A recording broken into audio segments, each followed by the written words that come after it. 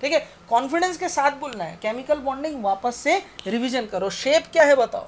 Trigonal planar. क्या है shape? Trigonal planar.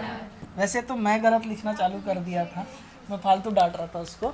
चलो ठीक है। क्या? हाँ, तो तू कंफ्यूज क्यों हुई? तो मैं लिख दिया था तो तू कंफ्यूज कहीं के लिए हुई? तेरे को बोलना चाहिए ना सर ऐसे नहीं होगा। क्या होगा? टेट्राहेड्रल ना, ट्राइगोनल प्लेनर। क्या होगा? Trigonal planar. अब एडिटर यहाँ काटना याद से, ठीक है? हाँ,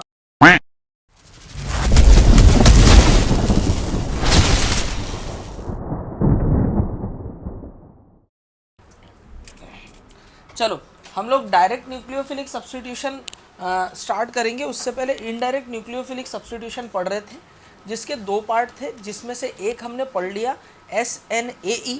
न्यूक्लियोफाइल अटैक करेगी, ओपन करेगी, क्लोज करेगी, लीव करेगी। समझ में आ गया? यस सेंस से। ठीक है, चलो आगे बढ़ते हैं। तो यहाँ पर nucleophile attack, open, close, leave, इससे बहुत सारे मैकेनिज्म हमारे कंप्लीट हो जाएंगे। बोलो हो जाएंगे? ठीक है।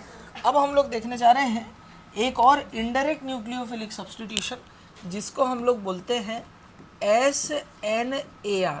पहले वाले में ठीक है, न्यूक्लियोफाइल अटैक करी, फिर ओपन की, फिर थोड़ा बहुत, फिर क्लोज की, उसके लीव करके चली गई। इस बार गड़बड़ होगा। न्यूक्लियोफाइल अटैक करेगी, ओपन करेगी, फिर घुमाएगी, वहाँ नहीं समझ रहा बात, फिर उसके घुमाने से उसके बाद जाके छोड़ती है। ठीक है, तो SNAR nucleophilic substitution by addition and resonance. Nucleophilic substitution by addition and resonance.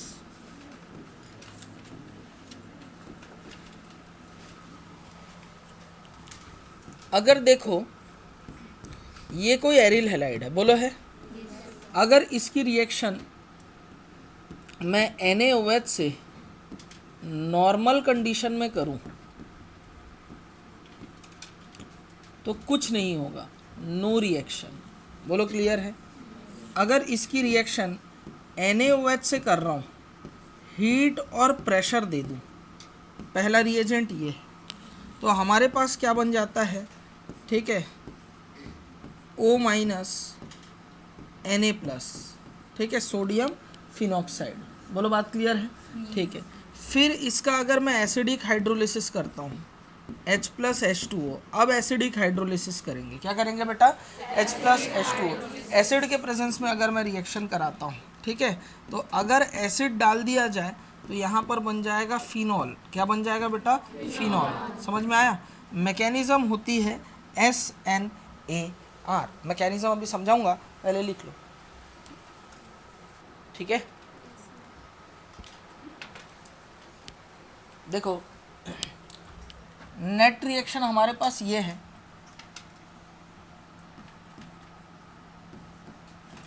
ये कोई एरिल हैलाइड है, इसमें हमने सबसे पहले NaOH लिया हीट और प्रेशर के साथ,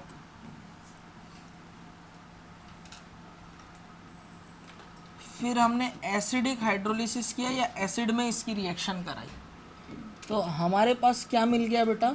फिनॉल मिल गया। इसके मैकेनिज्म को जानते हैं।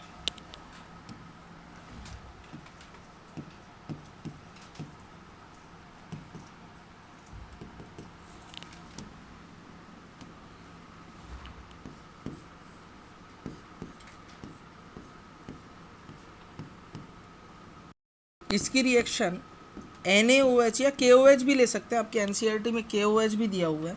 अगर NaOH से करा रहे हैं, हीट और प्रेशर ले लिया जाए, तो Na+ और ये OH- है।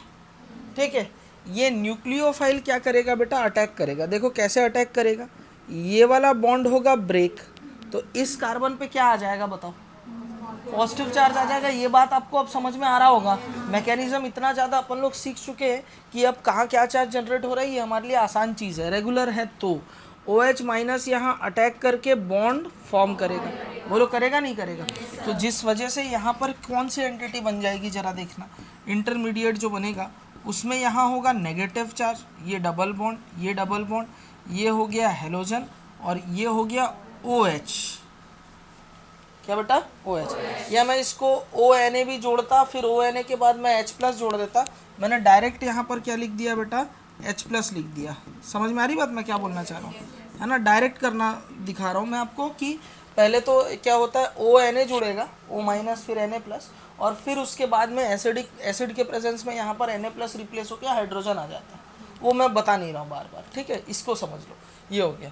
अच्छा, double single minus conjugated system है। हुआ क्या, न्यूक्लियोफाइल अटैक की, ओपन की, हुआ। अब घुमाएगी कैसे, यानी रेजोनेंस करेगी। डबल सिंगल माइनस, ये इधर जाएगा, तो अब स्ट्रक्चर कैसे बन जाएगा बताओ। यहाँ हो जाएगा डबल बॉन्ड, यहाँ हो जाएगा डबल बॉन्ड, ये हुआ हेलोजन, ये हुआ OH, यहाँ आ जाएगा माइनस चार्ज। बोलो आएगा नहीं आएगा, double single minus conjugated system, ये आ जाएगा यहाँ, ये आ जाएगा यहाँ। अब क्या स्ट्रक्चर हो जाएगा बताओ, ठीक है।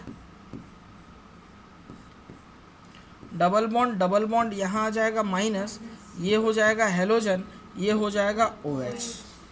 अब देखो क्या होगा, अब ये जो नेगेटिव चार्ज है यहाँ बॉन्ड क्लोज करेगा, और ये जो 2 इलेक्ट्रॉन लेकर के हेलोजन ब्रेक होकर के यहाँ से एलिमिनेट हो जाएगा, यानी न्यूक्लियोफाइल अटैक करेगी, ओपन करेगी, घुमाएगी, और तब जाकर के क्या करेगी बेटा, छोड़ेगी।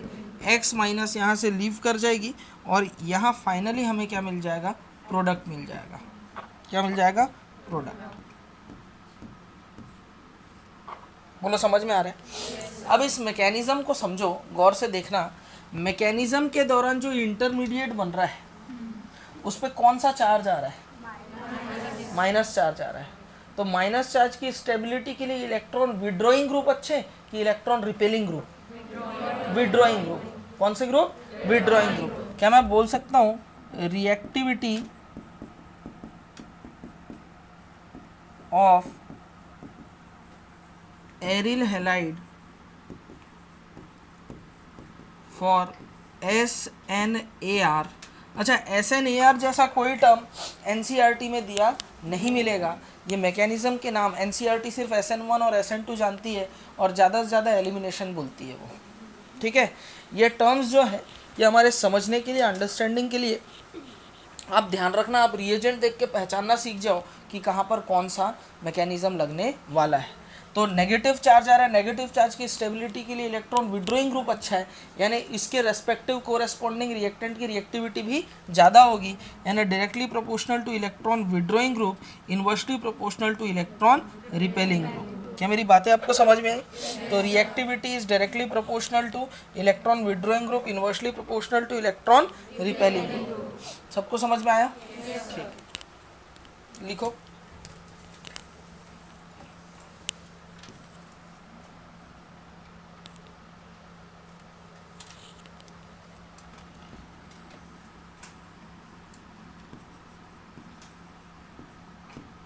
यहाँ से यहाँ रेजो हो रहा है, क्या हो रहा है, रेजो।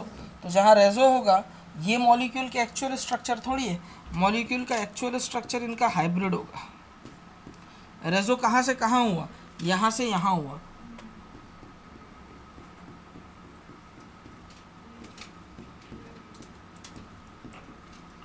ऑर्थो पे पार्शियल नेगेटिव, पैरा पे पार्शियल नेगेटिव, ऑर्थो पे पार्शियल नेगेटिव।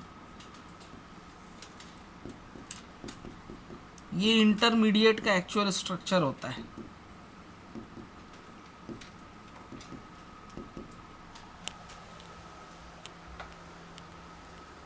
पेरिल हैलाइड है, इनकी रिएक्टिविटी देखने जा रहे हैं। Reactivity order for SNAR। SNAR में क्या होता है, NaOH डालते हैं हीट प्रेशर में, और फिर हम लोग एसिड डाल देते हैं। समझ में आ रही बात। तो देखो SNAR के लिए ये वाला जो ग्रुप है इसका इफेक्ट क्या, -M, ये -M, ये इसका ये रेफरेंस हो गया, और इसका इफेक्ट क्या हुआ, +M। तो बताओ रिएक्टिविटी के लिए इलेक्ट्रॉन विड्रॉइंग ग्रुप होना ज़्यादा अच्छा है, तो -M जितना ज़्यादा उतना ज़्यादा रिएक्टिव, फिर ये, यानी ये रिएक्शन बहुत नखरे करके करेगी। इसके रिएक्शन में हीट प्रेशर बहुत देना पड़ेगा, इसके रिएक्शन में हीट प्रेशर थोड़ा कम कर सकता हूँ, इसके हीट प्रेशर नहीं, मतलब हीट थोड़ा बहुत रखूँगा, और इसके केस में हीट नहीं भी दूंगा तो चल जाता है। अब मैं इस नतीजे पे कैसे पहुँच रहा हूँ अभी उस पर आऊँगा, पहले इसको जल्दी से नोट करो।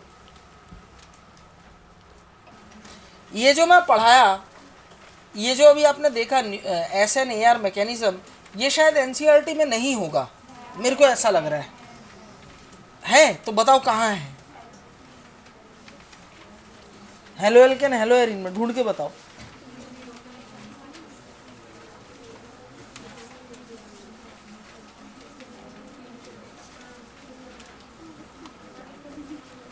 देखो केमिकल प्रॉपर्टीज में मिल जाएगा रिप्लेसमेंट बाय हाइड्रोक्सिल ग्रुप, दिख रहा है सभी को?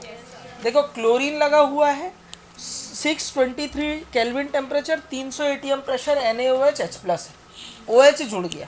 जब मैंने एक और यहाँ पर -M ग्रुप लगा दिया, -M ग्रुप लगाते जो 623 केल्विन था वो टेम्परेचर घट गया, क्योंकि इससे ये समझ में आता है इसकी रिएक्टिविटी ज़्यादा है। अब समझ रहे हो ना, एनसीईआरटी डम्बल डोर है, कम बोल के ज़्यादा हिंट दे देता है।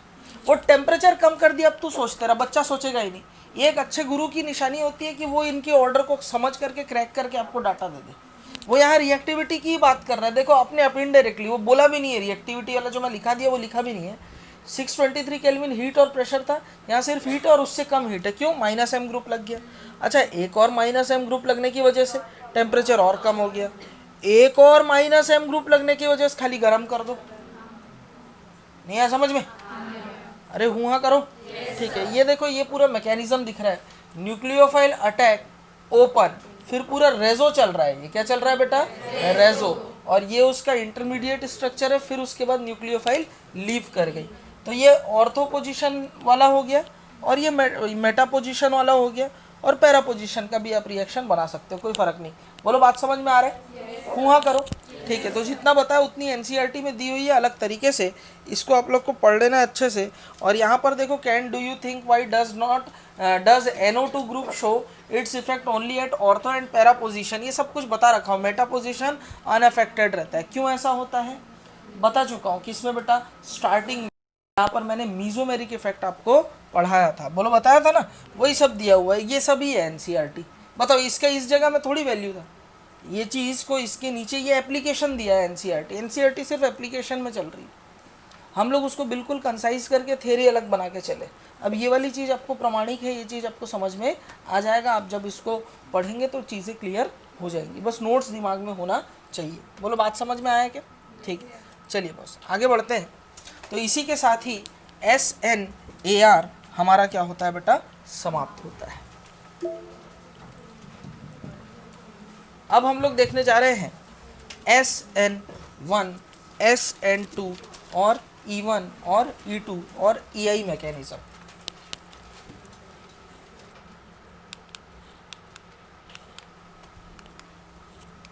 देखो हम लोग पढ़ने वाले हैं direct nucleophilic substitution reaction, indirect nucleophilic substitution reaction SNAE और SNAR अपन ने कर लिया। सो मत इधर ध्यान दें। अब हम लोग देखने जा रहे हैं डायरेक्ट न्यूक्लियोफिलिक सब्स्टिट्यूशन। पहला होता है SN1 और दूसरा होता है SN2 रिएक्शन। हेडिंग डालेंगे नए पेज में, direct nucleophilic substitution reaction. Compound V इन लोग से बात करता हूँ मैं। SN1 मैकेनिज्म, क्या बेटा? SN1 मैकेनिज्म, इसको बोलते हैं unimolecular nucleophilic substitution reaction. Heading डालेंगे यूनिमोलिकुलर न्यूक्लियोफिलिक सब्स्टिट्यूशन रिएक्शन। ठीक है, हो गया? ठीक है, देखो SN1 में सबसे पहले नेट रिएक्शन जान लेते हैं।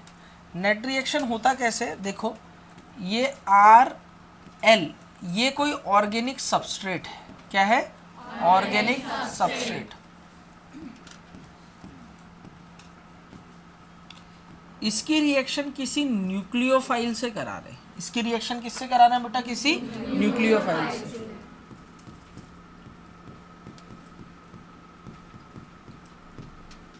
अब न्यूक्लियोफाइल से रिएक्शन करेंगे तो SN1 मैकेनिज्म में होगा क्या? नेट रिएक्शन में न्यूक्लियोफाइल अटैक करेगा, इस लिविंग ग्रुप को लीव कर देगा।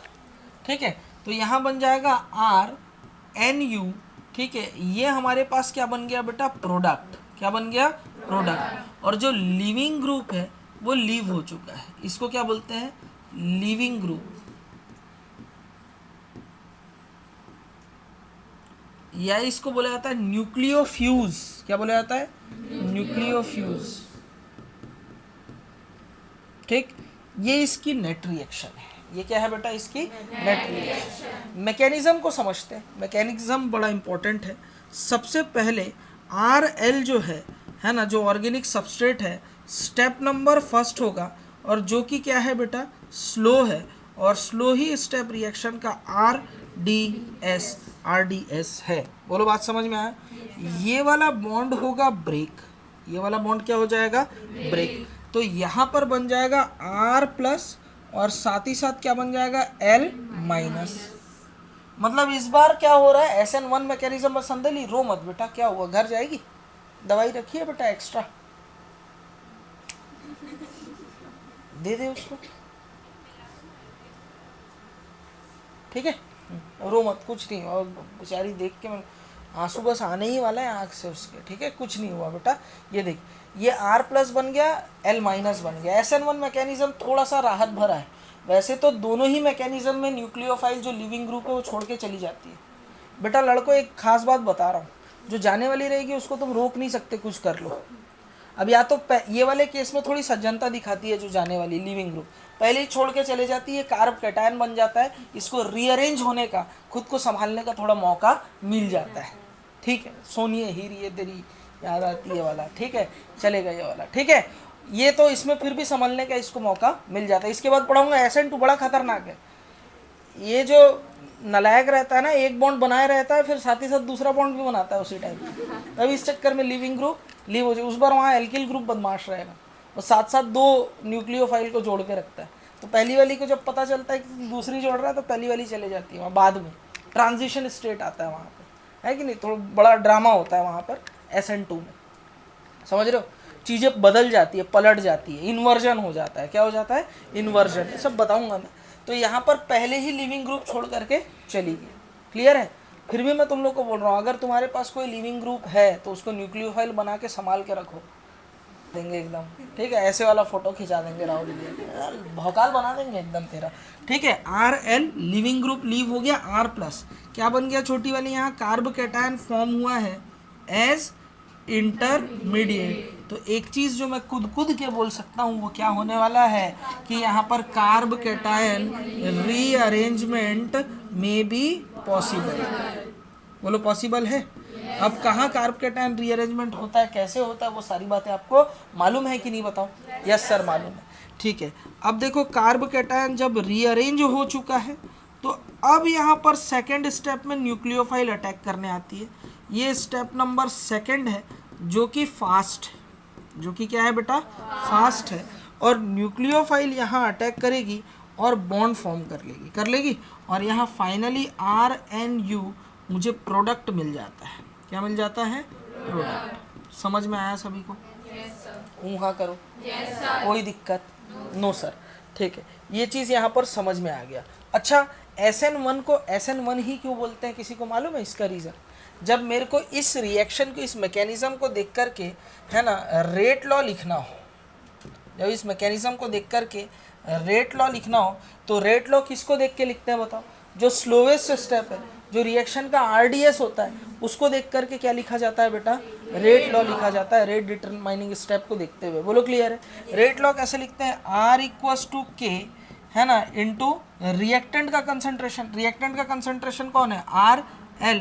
अच्छा, रिएक्टेंट साइड में कहीं पर भी न्यूक्लियोफाइल है क्या, न्यूक्लियोफाइल है क्या बताओ? अरे नहीं है ना। इस वाले रेट लॉ में कहीं पर भी यहाँ न्यूक्लियोफाइल जोड़ा हुआ है नहीं।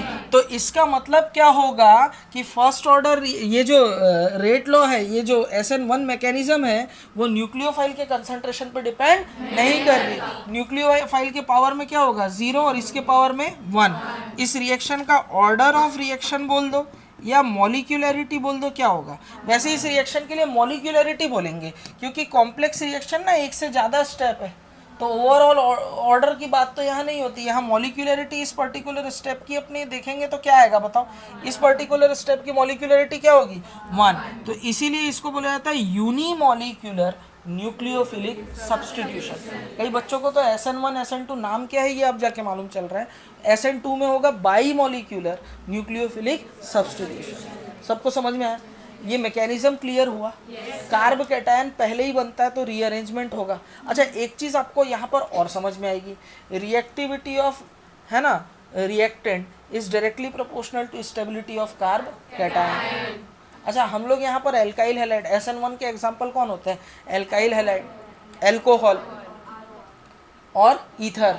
तो ये OH, OR और X यही लिविंग ग्रुप होगा। मैंने ये वाली रिएक्टिविटी आपको पढ़ा रखी रेजोनेंस के एप्लीकेशन में। Reactivity of alkyl halide is directly proportional to stability of carbocation. बता चुका हूँ ना? ठीक है, ये पूरी बातें हो चुकी है, लिख लो फटाफट। हो गया यहाँ तक?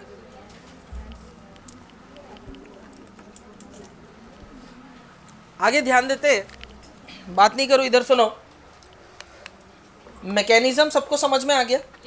तो इसका मतलब 2-3 बातें क्लियर हो रही हैं। पहली बात तो ये है, रेट लॉ में जो मॉलिक्यूलैरिटी है वो 1 आएगी। दूसरी चीज़, इस रिएक्शन में अगर मैं न्यूक्लियोफाइल का कंसंट्रेशन बढ़ा दूं या घटा दूं तो रेट पे कोई असर नहीं पड़ेगा, क्योंकि न्यूक्लियोफाइल के पावर में क्या है? 0। न्यूक्लियोफाइल के रेस्पेक्टिव ऑर्डर क्या है? 0 है। सोना नहीं है। न्यूक्लियोफाइल यहाँ अटैक करके प्रोडक्ट फॉर्म कर रहा है, स्टेप नंबर 2 फास्ट है, स्टेप नंबर 1 स्लो है। इसका मतलब reactivity of substrate is directly proportional to stability of intermediate. ठीक है, तो सबसे पहले SN1 में काम की चीज देखने जा रहे हैं, रेट इक्वेशन। रेट इक्वेशन कैसे लिखोगे आप? R इक्वल्स टू के RL सबस्ट्रेट के पावर में 1 और न्यूक्लियोफाइल के पावर में क्या हो जाएगा? 0। यूनिमॉलिक्यूलर।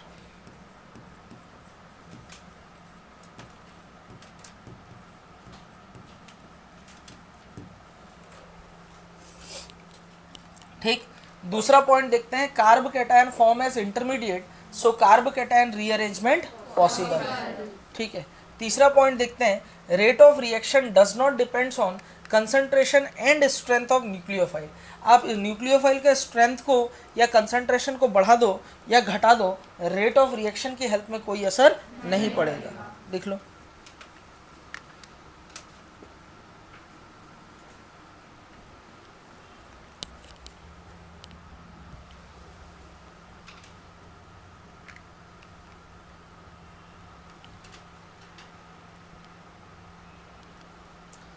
अगला 4th पॉइंट देख लो, फिर एक साथ लिखना।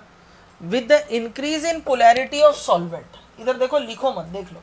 With the increase in polarity of solvent rate of reaction also increases. अगर मैं सॉल्वेंट जो है, पानी में सपोज मैं रिएक्शन करवा रहा हूँ या एल्कोहल ले रहा हूँ या कोई डाइमिथाइल ईथर ले रहा हूँ, कोई भी सॉल्वेंट है, उस सॉल्वेंट में SN1 रिएक्शन हो रही है। अगर मैं क्या करता हूँ, पोलैरिटी ऑफ सॉल्वेंट इंक्रीज करता हूँ,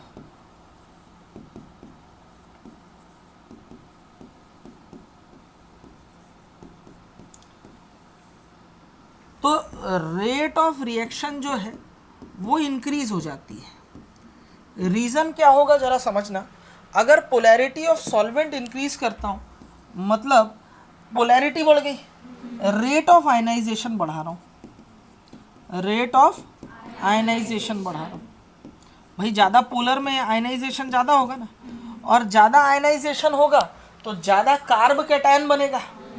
ठीक है, इसका मतलब कंसंट्रेशन ऑफ R+ बढ़ गया, और जितना ज़्यादा R+ बढ़ेगा उतना ही वो न्यूक्लियोफाइल के कांटेक्ट में आएगा और ज़्यादा से ज़्यादा प्रोडक्ट बनाएगा, और ज़्यादा प्रोडक्ट बनाएगा तो रेट ऑफ रिएक्शन भी ज़्यादा होगा। तो सॉल्वेंट की पोलैरिटी बढ़ाने पर SN1 मैकेनिज्म में रेट ऑफ रिएक्शन बढ़ता है।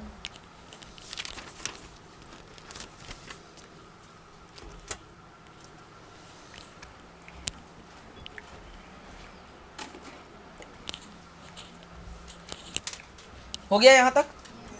अब अगला और इम्पोर्टेंट पॉइंट देखने जा रहे हैं, reactivity of compound for SN1 reaction. Reactivity of compound for SN1 reaction. Case number 1, if R different. देखो, रिएक्टिविटी किसके लिए देखते हैं हम लोग? RL के लिए। अब 2 केस हो सकता है, इधर ध्यान दे बेटा। एक तो एल्किल ग्रुप अलग हो सकता है या तो लिविंग ग्रुप अलग हो सकता है। अगर एल्किल ग्रुप अलग अलग हो तो उस कंडीशन में क्या होगा, एल्किल ग्रुप अलग अलग है तो reactivity is directly proportional to stability of carb cation.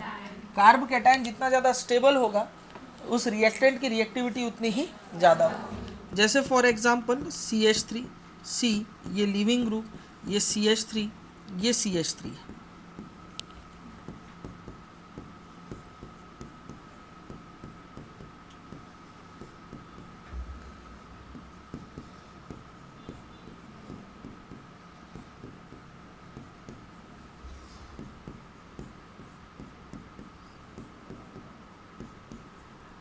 ठीक है, हमें इनमें रिएक्टिविटी देखना है।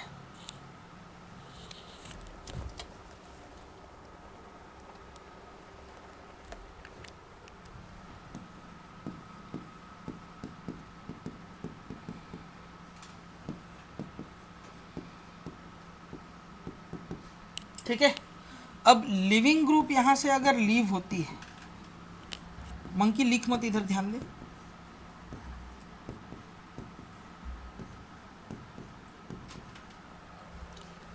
तो यहां पर जो इंटरमीडिएट होगा उसकी स्टेबिलिटी हमें देखना होगा। और इंटरमीडिएट बनने वाला है कार्ब कैटायन। क्या बनेगा यहाँ, CH3C, CH3, CH3, यहाँ हो जाएगा पॉजिटिव चार्ज, यहाँ क्या होगा CH3CH, ये हो जाएगा CH3, यहाँ हो जाएगा पॉजिटिव चार्ज, यहाँ क्या हो जाएगा CH3CH2, यहाँ हो जाएगा पॉजिटिव चार्ज, और ये हो जाएगा CH3 पे पॉजिटिव चार्ज। बोलो होगा? गौर से देखना, 3 3 6 3 9 अल्फा हाइड्रोजन, 3 और 3 6 अल्फा हाइड्रोजन, और यहाँ कितना 3 अल्फा हाइड्रोजन, और यहाँ कितना 0 अल्फा हाइड्रोजन। बोला है कि नहीं? बताओ सबसे ज्यादा स्टेबल कौन होगा? फर्स्ट,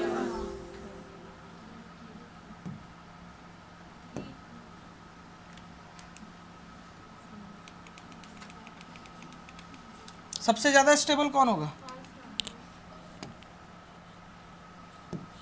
फर्स्ट, फिर सेकंड, फिर थर्ड, फिर फोर्थ। तो सबसे ज्यादा रिएक्टिव भी कौन सा रिएजेंट होगा? फर्स्ट, फिर सेकंड, फिर थर्ड, फिर फोर्थ। समझे? फटाफट लिखो।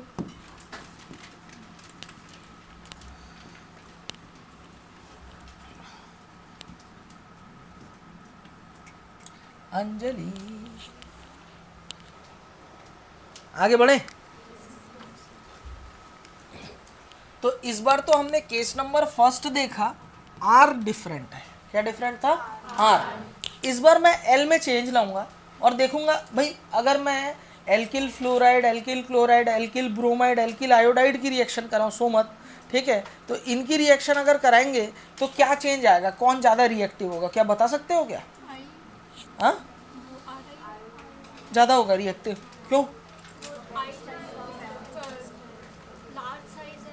हाँ ठीक है,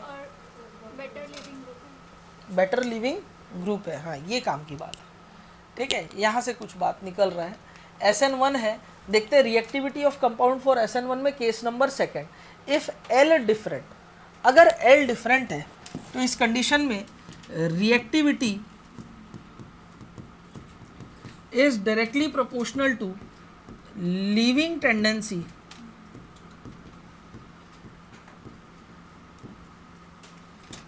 ऑफ L। ठीक है, ये जो लिविंग ग्रुप है इसकी लिविंग टेंडेंसी जितनी अच्छी होगी, जितनी जल्दी छोड़ के जाएगा उतनी जल्दी R+ बनेगा, उतना ही ज़्यादा है ना फर्स्ट स्टेप आ जाएगा, यानी कि रेट ऑफ रिएक्शन ज़्यादा हो गया। बोलो समझ रहे हो ना, रिएक्टिविटी ज़्यादा हो गई, लिविंग टेंडेंसी ऑफ L। और leaving tendency inversely proportional to होता है बेसिक स्ट्रेंथ। क्या बेटा? Basic strength of L-। ये जो लिविंग ग्रुप है इसकी बेसिक स्ट्रेंथ के इनवर्स प्रोपोर्शन होगा। अगर सपोज कोई ग्रुप बहुत ज़्यादा बेसिक है तो उसकी लिविंग टेंडेंसी क्या होगी? कम होगी तो उसकी रिएक्टिविटी उसके कंपाउंड की क्या होगी, कम होगी। इसको मैं समझाता हूँ कैसे, अभी लिखेगा कोई भी नहीं, इंपॉर्टेंट है ये वाला पॉइंट, ध्यान देंगे। मैं रिएक्टिविटी ऑफ एल्काइल हैलाइड की बात कर रहा हूँ। पहला एल्काइल हैलाइड है कौन, RI, दूसरा RBr, तीसरा RCl, चौथा RF, ठीक है। अब basic strength of leaving group, ठीक है, ये मैं कंपेयर करूंगा। बेसिक स्ट्रेंथ में RI का जो बेस होगा वो कौन होगा, I माइनस, RBr का जो कॉन्जुगेट बेस होगा या लिविंग ग्रुप होगा Br माइनस, Cl माइनस और F माइनस। अब इसको कंपेयर करने के लिए ना मेरे को एक रास्ता निकालना पड़ेगा। मैं basic strength I minus, Br minus, Cl minus, F minus का कैसे कंपेयर करूं? वो कंपेयर करने का तरीका होता है acidic strength of conjugate acid. इनका कॉन्जुगेट एसिड बना दो। I माइनस का कॉन्जुगेट एसिड कौन है, Br माइनस का, Cl माइनस का, F माइनस का, HF। अच्छा, एसिडिक स्ट्रेंथ आयनिक इक्विलिब्रियम पढ़े हुए बच्चे मेरे क्लास में बैठे हैं, आप खुद के बता देंगे कि HF, HCl, HBr, HI में किसका बेसिक स्ट्रेंथ सबसे कम होता है, HF का। अरे ये तो वीक एसिड की कैटेगरी में आता है। थर्मोकेमिस्ट्री में भी एक लाइन आया था HF और HCl वाला, ठीक है। और इससे ज़्यादा एसिडिक स्ट्रेंथ HCl का होता है। HBr और HI स्ट्रॉन्ग एसिड की कैटेगरी में आते हैं। अरे आते हैं ना, yes, बोलो ना। तो अब जो स्ट्रॉन्ग एसिड होता है उसका वीक कॉन्जुगेट बेस होता है। स्ट्रॉन्ग एसिड का क्या होगा, वीक कॉन्जुगेट बेस होगा। स्ट्रॉन्ग एसिड का क्या होता है, वीक कॉन्जुगेट बेस, और वीक एसिड का क्या होता है, स्ट्रॉन्ग कॉन्जुगेट बेस। तो बताओ बेसिक स्ट्रेंथ किसका ज़्यादा होगा, F माइनस का, फिर Cl माइनस, फिर Br माइनस, फिर I माइनस। अब बेसिक स्ट्रेंथ जिस लिविंग ग्रुप का ज़्यादा है उस ग्रुप की लिविंग टेंडेंसी कम होगी, वो ग्रुप के छोड़ के जाने के चांसेस क्या होंगे, कम होंगे, यानी रिएक्टिविटी कम हो जाएगी। तो reactivity inversely proportional to basic strength. तो बताओ रिएक्टिविटी किसकी ज़्यादा होगी, एल्किल आयोडाइड की, फिर एल्किल ब्रोमाइड की, फिर एल्किल क्लोराइड की, फिर एल्किल फ्लोराइड की। ये रिजल्ट डायरेक्ट ध्यान रखना, स्ट्रांगली रेकमेंड कर रहा हूँ, लेकिन इसका कंपैरिजन आना चाहिए। स्टेटमेंट वाले क्वेश्चन में आपको फंसाएगा, जहाँ पर भी बातें हैलोजन से रिलेटेड हो वो हमारे लिए अंडरलाइन करने की बात होती है, ठीक है। चलो, इंपॉर्टेंट बात है, ध्यान रखना। क्लियर है, रीज़न समझ में आ गया। ये पूरा थ्योरी जो है ना ये एनसीईआरटी में दिया हुआ है। वैसे नहीं होगा एनसीईआरटी में, क्या लगता है तुम लोग को, होगा? होगा, है। देखो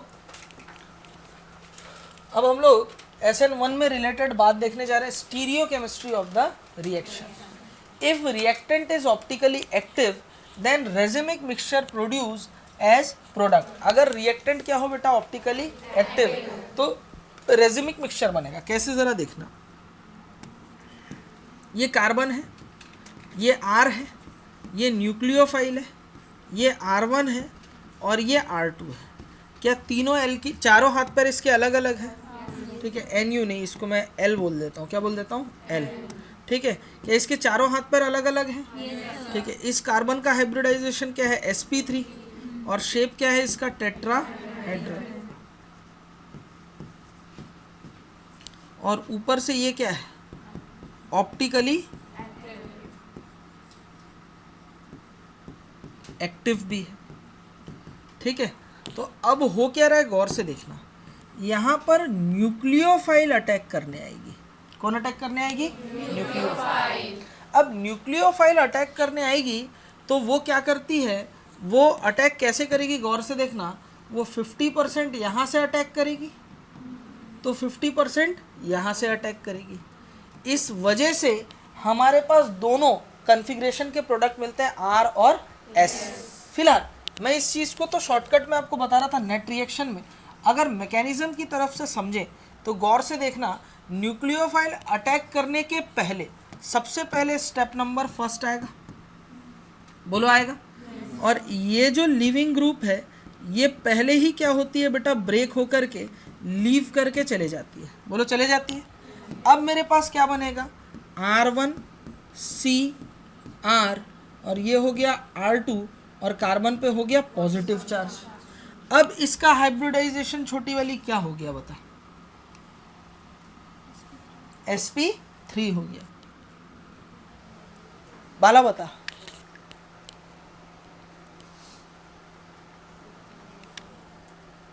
sp हो गया। सब बोल दे लाइन से, sp3d भी बोल दे बेटा। ऑर्गेनिक में आके डी तो आया ही नहीं है, तो sp sp2 या sp3 ही होगा। मैं ना कोहनी मार दूंगा छोटी वाली। 3 सिग्मा पॉजिटिव चार्ज है ना, पॉजिटिव चार्ज है। इससे पहले sp sp2, इन नालायक लोग वो वाला सोच रहे हैं कि सिंगल बॉन्ड दिखा तो sp3 बोल देना।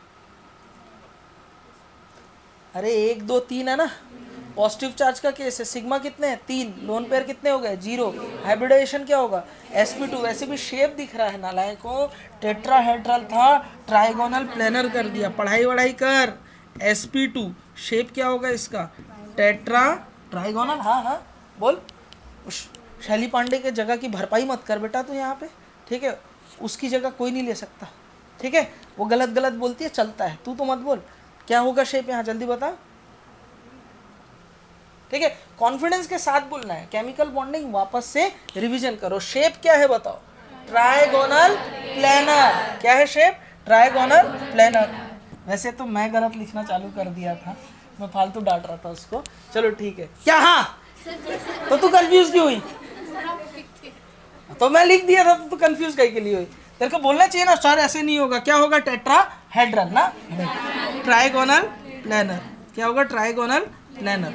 अब गुस्सा आ जाता ना, क्या करे, इतना मर मर के हाइब्रिडाइजेशन ये वो पढ़ाया, गलत गलत बोलने से मेरा भी दिमाग खराब हो ही जाता है, ठीक है? sp2 है, ट्राइगोनल क्या है ये? प्लेनर।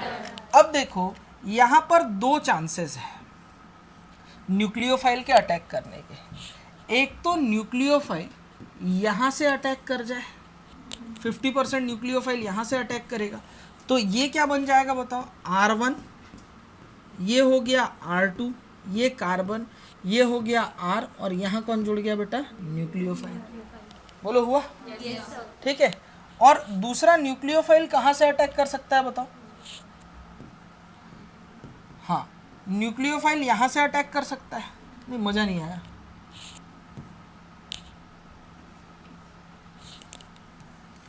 यहाँ से अटैक कर सकता है 50%। बोलो कर सकता है ना? तो अब क्या बनेगा? ये हो जाएगा कार्बन, ठीक है, ये हो जाएगा न्यूक्लियोफाइल, है ना, और ये लोग पीछे की तरफ आ जाएंगे। ये हो जाएगा R2, ये हो जाएगा R1, और ये हो जाएगा क्या बेटा? R। एक दूसरे के ये लोग मिरर इमेजेस है ना, तो इन दोनों का रेजेमिक मिक्सचर बनता है। क्या बनता है बेटा? रेजेमिक मिक्सचर। इन दोनों का रेजेमिक मिक्सचर बनता है।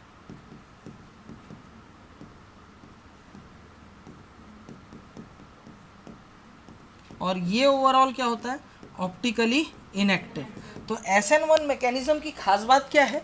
ऑप्टिकली एक्टिव प्रोडक्ट से ऑप्टिकली इनएक्टिव प्रोडक्ट बनता है।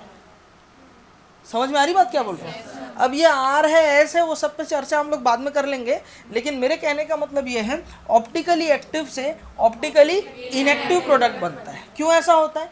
क्योंकि 50% तो इन्वर्जन होता है और 50% non inversion. 50% inversion, 50% non inversion होने की वजह से। जैसे फॉर एग्जांपल सपोज मेरे पास है ना ऑर्गेनिक सबस्ट्रेट R कन्फिग्रेशन का है। ये कौन है बेटा? ऑर्गेनिक सबस्ट्रेट, ठीक। अब यहां से क्या बनेगा बेटा? और इंटरमीडिएट बनेगा। क्या बनेगा? इंटरमीडिएट। अब इस इंटरमीडिएट में न्यूक्लियोफाइल ऐड होगा तो 50% इन्वर्जन होगा। इन्वर्जन 50% होने की वजह से R का S कन्फिग्रेशन वाला प्रोडक्ट बन जाएगा। बोलो बात क्लियर है? और 50% जो होगा वो नॉन इन्वर्जन होगा। Non inversion. तो अगर अब न्यूक्लियोफाइल जुड़ता है तो 50% नॉन इन्वर्जन होने की वजह से R कन्फिग्रेशन वाला प्रोडक्ट ही बनेगा। इन दोनों को ही बोला जाता है रेजेमिक मिक्सचर, जो कि ऑप्टिकली क्या होता है? इनएक्टिव होता है। आया समझ में? मैं क्या बोला, समझ में आया क्या? R कन्फिग्रेशन का ऑर्गेनिक सबस्ट्रेट था, उससे बनेगा इंटरमीडिएट। इंटरमीडिएट में 50% इन्वर्जन, 50% नॉन इन्वर्जन, तो R का S प्रोडक्ट बन जाएगा इन्वर्जन की वजह से, और आर का नॉन इन्वर्जन होने की वजह से आर कन्फिग्रेशन वाला प्रोडक्ट ही रहेगा। तो मिक्सचर में 50% आर और 50% एस है, तो ऑप्टिकली इनएक्टिव प्रोडक्ट यहाँ बन जाएगा। बहुत आसान चीज़ है, समझ में आया सभी को? लिख लो। ठीक है, अब हम लोग देखने जा रहे हैं SN2 मैकेनिज्म। ठीक है, by molecular nucleophilic substitution, SN2 mechanism हम लोग देखने जा रहे हैं। तो SN2 मैकेनिज्म की जब बात करता हूँ, सबसे पहले नेट रिएक्शन देख लेते हैं। क्या देख लेते हैं? Net reaction. मैंने यहाँ नेट रिएक्शन में डायरेक्ट ही स्टीरियो केमिस्ट्री लेके चल रहा हूँ। मैं ये मान के चल रहा हूँ जो ऑर्गेनिक सबस्ट्रेट है वो ऑप्टिकली एक्टिव है। ठीक है, बच्ची बात नहीं कर, इधर ध्यान दे, बाद में लिख लेना। RCH और यहाँ ड्यूटीरियम लगा है और इसके साथ लिविंग ग्रुप लगा है। तो देखो ये जो कार्बन है ये ऑप्टिकली एक्टिव हुआ कि नहीं हुआ, प्यारी पूनम बताइए। है, क्यों? चारों इसके वो कौन कौन से बेटा? R है, H है, ड्यूटीरियम है और एक लिविंग ग्रुप है। शाबाश, बर्थडे के बाद से एकदम से चेंज आ गया अब। ठीक है, हाँ, good, very good. R, CH, D और L, चारों हाथ पैर अलग अलग है, तो ये वाला कायरल सेंटर है हमारे पास में, कायरल कार्बन है कि नहीं? ठीक है, इसके बाद यहाँ पर न्यूक्लियोफाइल अटैक करती है। न्यूक्लियोफाइल अटैक करके लिविंग ग्रुप को लीव कर जाती है। तो हमारे पास फाइनली प्रोडक्ट क्या मिलता है? RCH ड्यूटीरियम और ये हो जाएगा न्यूक्लियोफाइल। ठीक है, यहाँ जो प्रोडक्ट है ऑप्टिकली एक्टिव होगा कि इनएक्टिव होगा, पूनम बताएगी। हाँ, चुप रहो रे सब। एक्टिव होगा। क्यों एक्टिव होगा बेटा? हाँ, इस बार भी चारों साइड इसके क्या है बेटा? अलग अलग है। फर्क सिर्फ इतना है, अगर पहले R कन्फिग्रेशन हुआ करता था, अब वो S हो चुका होगा, इन्वर्जन हो जाता है। ठीक है, मैकेनिज्म से इस बात को समझते हैं, गौर से सब लोग देखना। ये हमारे पास में कार्बन है। ठीक है, ये हमारे पास में यहाँ पर मैंने लगा दिया बेटा, कौन बेटा? H, और ये मैंने लगा दिया बेटा D, और ये हो गया R, और यहाँ हो गया लिविंग ग्रुप। बोलो क्लियर है? yes, समझ में आ रहा है सभी को? yes, ठीक है, हुआ करो। ये वेज डैश थोड़ा क्लियर बना देता हूँ।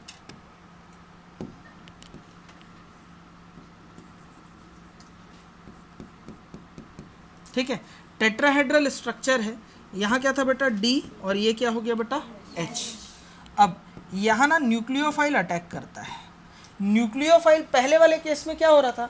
लिविंग ग्रुप लीव हो रही थी। यहाँ ऐसा नहीं होगा, ये कार्बन को, है ना, ये कार्बन ऑप्टिकली एक्टिव है, ये न्यूक्लियोफाइल इधर से अटैक करेगा, है ना। न्यूक्लियोफाइल क्या करेगा?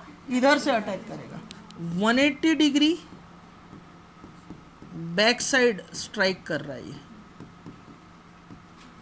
क्यों 180 डिग्री बैक साइड अटैक कर रहा है? इसका रीज़न सिमरन बताएगी। मुझे नहीं पता है बिग बॉस। बोल। नालायक कहेंगे क्या हूँ, बता जल्दी। देखो हिंड्रेंस कम है इस तरफ, ये तो हाइड्रोजन और ड्यूटीरियम है, ये लिविंग ग्रुप भारी होता है, बड़ा होता है, एल्किल ग्रुप भारी होता है, बड़ा होता है, तो इसको जगह अच्छे से कहाँ मिल रहा है? 180 डिग्री ऑपोजिट साइड से, तो इसलिए ये इधर से अटैक करेगा। जिस वजह से स्टेप नंबर फर्स्ट में न्यूक्लियोफाइल का जुड़ना स्लो स्टेप होता है, और जो कि क्या होता है? RDS। बोलो बात क्लियर है? और यहाँ पर क्या दिखेगा? ये न्यूक्लियोफाइल है ना, कार्बन से बॉन्ड बना रहा है, और ये हो गया मेरे पास में कौन बेटा? ड्यूटीरियम, और ये मेरे पास में कौन हो गया बेटा? हाइड्रोजन, और यहाँ पर कौन है बेटा? Leaving group. अब देखो होता क्या है ना, होगा क्या, जरा गौर से सुनना। ये है हमारे पास में कौन? एल्किल ग्रुप, और न्यूक्लियोफाइल जैसे ही जुड़ रहा है, उसी के न्यूक्लियोफाइल का जुड़ना, पेन देना बेटा। देखो न्यूक्लियोफाइल का जुड़ना और लिविंग ग्रुप का लीव होना एक साथ हो रहा है, समझ में आ रहा है? न्यूक्लियोफाइल का जुड़ना, लिविंग ग्रुप का लीव होना एक साथ होता है, साइमल्टेनियसली होता है। तो यहाँ पर जैसे जैसे न्यूक्लियोफाइल जुड़ रहा होगा, वैसे वैसे लिविंग ग्रुप के साथ में दूरियाँ बढ़ रही होंगी। बात को समझना, न्यूक्लियोफाइल पे जो नेगेटिव चार्ज की डेंसिटी थी वो धीरे धीरे हौले हौले चुपके से कम हो रहा होगा, और लिविंग ग्रुप में नेगेटिव चार्ज क्या हो रहा होगा? बढ़ रहा होगा। ये वाला बॉन्ड ब्रेक हो रहा होगा, ये वाला बॉन्ड फॉर्म हो रहा होगा। उल्टा बोल दिया क्या? ठीक है, तो सही कर देते हैं। हाँ वेरी गुड, कोई बात नहीं। ठीक है, ये वाला बॉन्ड क्या हो रहा होगा? ब्रेक। ये वाला बॉन्ड क्या हो रहा होगा? फॉर्म हो रहा होगा। और ये जो ग्रुप है, ये ग्रुप आगे की तरफ जा रहे हैं। कहाँ जा रहे हैं बेटा? आगे की तरफ बढ़ रहे नहीं बढ़ रहे? ऐसे इनको बोलना जाता है इन्वर्जन। ऐसे बचपन में है ना, ऐसे बारिश के श्रद्धा कपूर छम छम, ये देख छत्ता पकड़ के ऐसे कूदती थी, वो उल्टा नहीं जाता था। छाता पकड़ के ऐसे दौड़ी होगी, छाता उल्टा नहीं हो जाता था। फिर उसकी डंडियाँ टूट जाती थी, फिर मम्मी दे थप्पड़ कूटी होगी। होता है नहीं होता है? तो वो उसी को बोलते हैं इन्वर्जन। एक तरीके से समझना, मेरे को पेन चाहिए ऐसे, ये वाले छोटे छोटे वाले। ये एच है, ये आर है, नहीं ये एच है, ये डी है, और मुझे ऐसे वाले और पेन चाहिए। ये ऐसे, वो वाले नहीं, ढक्कन लगा के देना। ठीक है, ये हमारे पास काली वाली कौन है बेटा? न्यूक्लियोफाइल, लिविंग ग्रुप है। ठीक है, और पेन दो। हाँ, और ये एल्किल ग्रुप लगा है। कौन लगा है बेटा? Alkyl group. ठीक है, जादू देखोगे तुम लोग? देखोगे नहीं देखोगे? दिख रहा है सभी को? ये स्ट्रक्चर दिख रहा है ना, टेट्राहेड्रल है। ठीक है,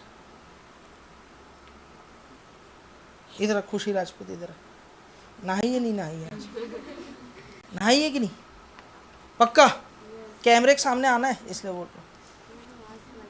मास्क लगाइए आज, वही नीचे खड़े रहो, इतनी लंबी तो है, पहुंच ही जाएगी यहाँ तक। इधर घूम। जोरदार तालियां खुशी राजपूत के लिए, मेरी असिस्टेंट के लिए। ठीक है, मेरी असिस्टेंट मुझे अब एक पेन ला के देगी। असिस्टेंट एक नया पेन लाना। ठीक है, ये हमारे पास मेरे असिस्टेंट के हाथ में ऐसे ऊपर करना, कैमरे में दिखा, उधर वहाँ देख, हेलो बोल सबको, ऑडियंस को। हाँ ठीक है, ये हमारे हाथ में क्या है बेटा? न्यूक्लियोफाइल। और ये मेरे हाथ में, ये मैं शर्ट रंगीन रंगीन पहना हूँ, पता नहीं कैमरे में दिख रहा है कि नहीं, समझ नहीं आ रहा, लेकिन ये देखना, ये रेड वाला एल्किल ग्रुप है। क्या है? एल्किल ग्रुप है। ये वाला जो है हाइड्रोजन है, ये वाला क्या है? ड्यूटीरियम है। और ये वाला हमारे पास में क्या है? लिविंग ग्रुप है। इस कार्बन को ना, ये लिविंग ग्रुप अभी दिक्कत चल रहा है, थोड़ा सा मैटर चल रहा है, तो इस मौके का फायदा मेरी असिस्टेंट के हाथ में जो न्यूक्लियोफाइल है वो उठा लेती है। असिस्टेंट न्यूक्लियोफाइल जोड़ना, ये ठीक से पकड़ना बेटा, ये मैजिक स्टेप। ठीक है, और इस जादू को होने के लिए मैं चाहता हूँ आप लोग एक मंत्र पढ़े, बोलो सूरज चंदा मक्खन खा लो, इस गए गुजरे का रंग बदल डालो। बोल एक बार, इसको जोड़, धीरे धीरे जोड़ना, धीरे धीरे जोड़ना, धीरे धीरे। देख ये देखो, विंगार्डियम लेवियोसा, ये मॉलिक्यूल बन गया टेट्राहेड्रल। बोलो बना नहीं बना? क्या हुआ सबको? ये असिस्टेंट ही बेकार है। समझ में आया सभी को? समझ में आया ना? पहले कैसे था? ये लोग इधर थे और ये वाला काला वाला पेन इधर था। अब जैसे जैसे जोड़ना इसको, जैसे जैसे ये धीरे धीरे जुड़ रहा है, ये लोग पीछे जा रहे हैं, ये जा रहे, ये जा रहे, ये जा रहे, ये जा रहे, ये जा रहे, ये चले गए। देख जादू। ठीक है, ये मेरे हाथ में आ गया, देखी? ठीक है, देखो ये हो गया टेट्राहेड्रल मॉलिक्यूल। जादू हो गया। जमूरे जोरदार ताली बजा देना प्लीज। ठीक है, ठीक, इधर देखो गौर से। यहां पर जैसे ही न्यूक्लियोफाइल इसने अटैक किया, ये बॉन्ड इधर जो हुआ करते थे वो शिफ्ट होने लग गए।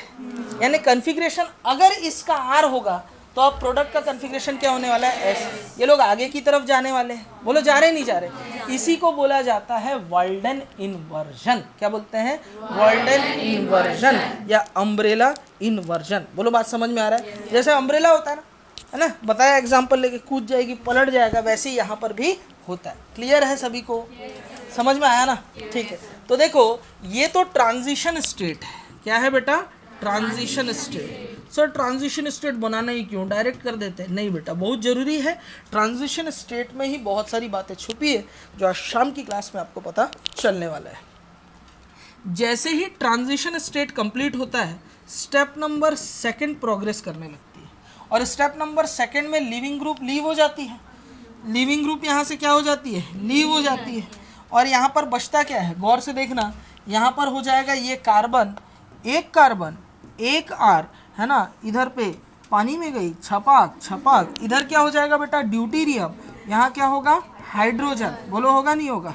ठीक है, और यहाँ पर क्या होगा बेटा, न्यूक्लियोफाइल। वो मछली वाला गेम उसके साथ नहीं खेलना। बोलो बात क्लियर है? ठीक है, लेकिन अब भी ये कार्बन क्या है बेटा, ऑप्टिकली एक्टिव।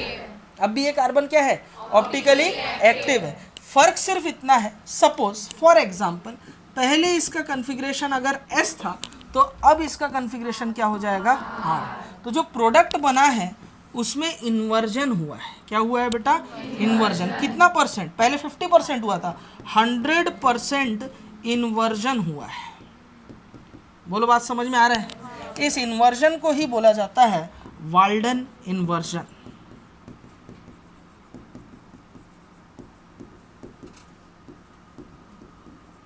समझ में आया?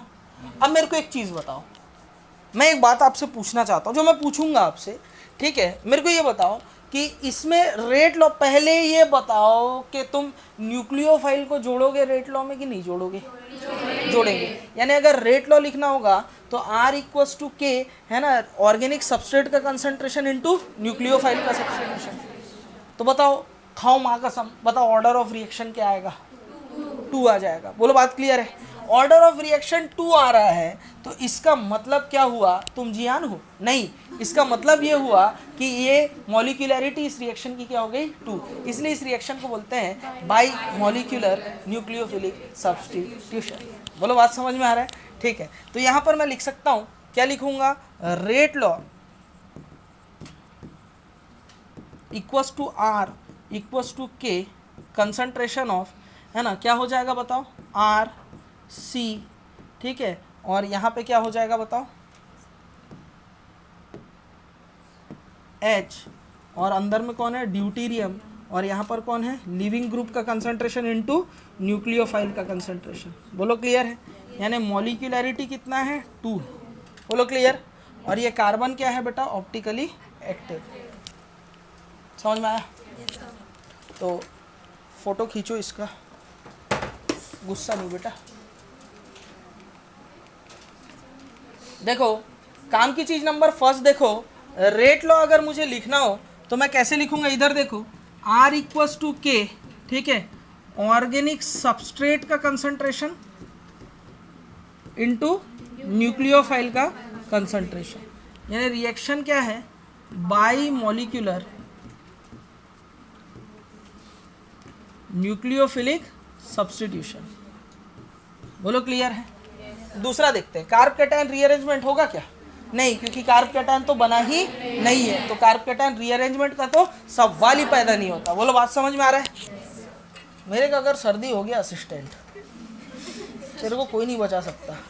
मैं जादू दिखाने के लिए तेरे को बुलाऊंगा, एक पेटी में ऐसे रखूंगा, बीच से काटूंगा, आधा बॉडी उन लोगों को लेके भागने बोल दूंगा, आधा बॉडी लेके ऐसे ऐसे चलते रहेंगे। समझी? सर्दी भर नहीं होना चाहिए मेरे को। ठीक है, तीसरा देखते हैं, with the increase in strength और concentration of nucleophile rate of reaction increases. सही बात है, न्यूक्लियोफाइल का कंसंट्रेशन अगर मैं बढ़ाता हूँ तो रेट ऑफ रिएक्शन भी बढ़ेगा। न्यूक्लियोफाइल के स्ट्रेंथ पे और कंसंट्रेशन पे डिपेंड करता है। चौथा पॉइंट देखो, nucleophile attacks on organic substrate molecule at 180 degree opposite side to the leaving group. Leaving group जिधर है भारी है बल्कि है, 180 डिग्री घूम के अटैक किया। उधर बाप बैठा हुआ था, पीछे के रास्ते से जाएंगे गिफ्ट देने। बोलो बात समझ में आ रहा है? ठीक है ना? तो leaving group it involve inversion in tetrahedral molecule. Inversion हो जाएगा, उस इन्वर्जन को क्या बोलते हैं, वाल्डन इन्वर्जन। बोलो बात समझ में आ रहा है? ठीक है, वो भी बात आपको बता दिया। Stereo chemistry of the reaction देखते हैं।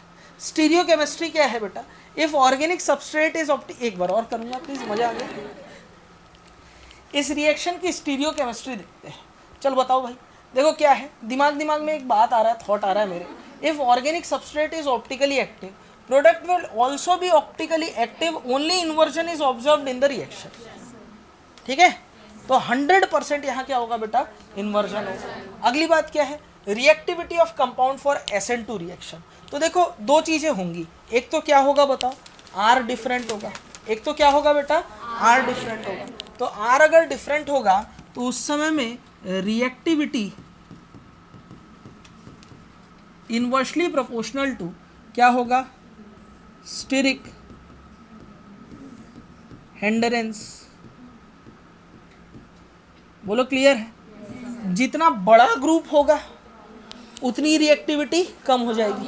बोलो होगी नहीं होगी? हाँ सर ये रे, जितना बड़ा ग्रुप होगा उतनी ज़्यादा रिएक्टिविटी क्या हो जाएगी? कम हो जाएगी, क्योंकि बल्कि ग्रुप उसको रिपेल करेंगे ना, तो न्यूक्लियोफाइल को अटैक करने के लिए जगह नहीं मिलेगा। समझ रहे हो ना? यहाँ वो अल्फा हाइड्रोजन वाला लफड़ा नहीं, इधर उल्टा हो जाएगा केस। जरा देखना कैसे। यहाँ पर मैं लिख रहा हूँ कंपाउंड, जैसे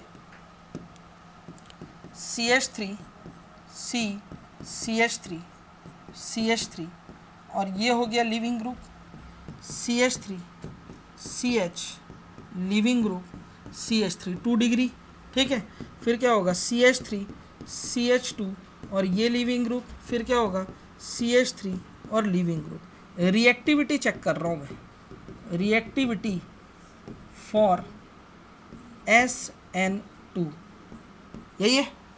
बताओ यहाँ से यहाँ जा रहे हैं तो स्टेरिक हिंड्रेंस बढ़ रहा है नहीं बढ़ रहा है कि कम हो रहा है? कम हो रहा है। स्टेरिक हिंड्रेंस क्या हो रहा है? कम हो रहा है। तो रिएक्टिविटी क्या होगी? बढ़ेगी। एकदम उल्टा ऑर्डर है SN1 के। देखो NCERT भी ये चीज़ बोल रही है। आज जाके NCERT पढ़ना, ये बात एक एक लाइन लिखी हुई है वहाँ पे, और तब समझ नहीं आता था, अब हर बात समझ में आएगी। बोलो बात क्लियर है? चलो ये चीज़ सबको समझ में आया, रिएक्टिविटी ये वाला समझ में आया। चलो अगर मैं बात करूं बेटा, ये चीज़ क्लियर हुआ ना? फटाफट क्लियर हो गया, देख लो कोई दिक्कत तो नहीं है? ठीक है। अगर मैं यहाँ बात करता हूँ किसकी बेटा, अगर रिएक्टिविटी में case number second leaving group different हो तो बिल्कुल वही चीज़ आने वाला है। लिविंग ग्रुप डिफरेंट हो तो यहाँ पर क्या होगा? Reactivity directly proportional to leaving tendency of L inversely proportional to basic strength of leaving group. ठीक है, तो वही चीज़ आएगा RI RBr RCl RF। ठीक है, और अभी मेरे को इनके लिविंग ग्रुप होगा कौन? इनका I minus Br minus Cl minus F minus. ठीक है, इनका conjugate acid HI HBr HCl और HF। मुझे पता है एसिडिक स्ट्रेंथ कॉन्जुगेट एसिड का किसका ज़्यादा होता है? अभी समझाऊँ, वही चीज़ रिपीट मोड है। HI फिर HBr फिर HCl फिर HF। स्ट्रॉन्ग एसिड का वीक कॉन्जुगेट बेस होता है, तो basic strength of leaving group ये बढ़ेगा फ्लोरीन की तरफ, और अगर बेसिक स्ट्रेंथ बढ़ता है तो रिएक्टिविटी कम होगा। यानी इस केस में भी ये रिजल्ट सेम आया। एल्किल आयोडाइड SN2 हो SN1 हो, सबसे ज़्यादा रिएक्टिव होता है। क्लियर है? समझ में आ रहा है? ठीक है, चलिए आगे बात करते हैं। ये वाला पॉइंट अगर क्लियर हो गया होगा तो if polarity of solvent is increases then, अगर मैं सॉल्वेंट की पोलैरिटी बढ़ा रहा हूँ, क्या कर रहा हूँ बेटा? सॉल्वेंट की पोलैरिटी बढ़ा रहा हूँ। ठीक है, तो सॉल्वेंट की पोलैरिटी बढ़ाने से रिएक्शन की हेल्थ पे क्या असर पड़ेगा? न्यूक्लियोफाइल को देखेंगे। इफ़ न्यूक्लियोफाइल दो तरीके का हो सकता है। एक तो न्यूक्लियोफाइल हो सकता है नेगेटिवली चार्ज्ड, तो दूसरा न्यूक्लियोफाइल कैसा हो सकता है बताओ? Positive charge. कौन बोला रे? न्यूट्रल होगा। कौन सा न्यूक्लियोफाइल पॉजिटिव चार्ज होता है? ठीक है, क्या होता है बेटा? न्यूट्रल। क्या होगा बेटा? न्यूट्रल। तो अगर नेगेटिव चार्ज में पोलैरिटी ऑफ सॉल्वेंट इंक्रीज करता हूं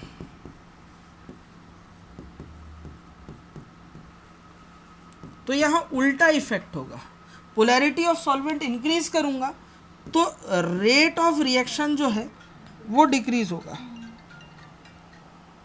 रेट ऑफ रिएक्शन क्या होगा? डिक्रीज होगा। नेगेटिवली चार्ज में नेगेटिव इफेक्ट हुआ। ठीक है, न्यूट्रल वाले में अगर मैं पोलैरिटी ऑफ सॉल्वेंट इंक्रीज करता हूं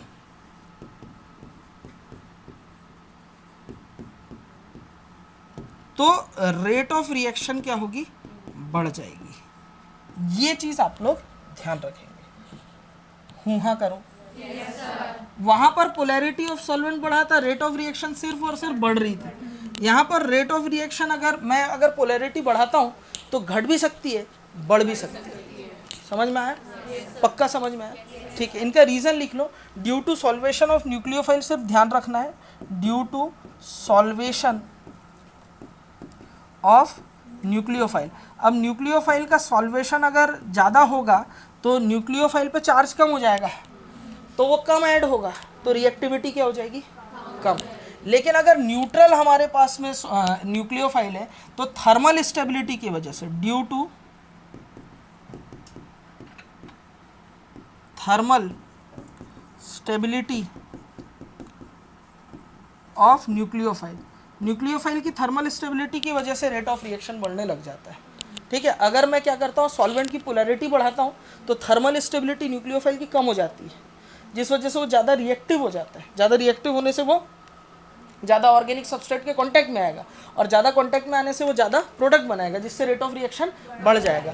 रीज़न सिर्फ ध्यान रखने के लिए है, हमारे काम का बात तो जितना रेड इंक से लिखा हूँ उतना था। और इसी के साथ ही SN1 और SN2 हमारा समाप्त होता है। बोलो समझ में आया? ठीक है, मैं क्या कर रहा हूँ, आप लोग इसका ना फोटो खींच लेना।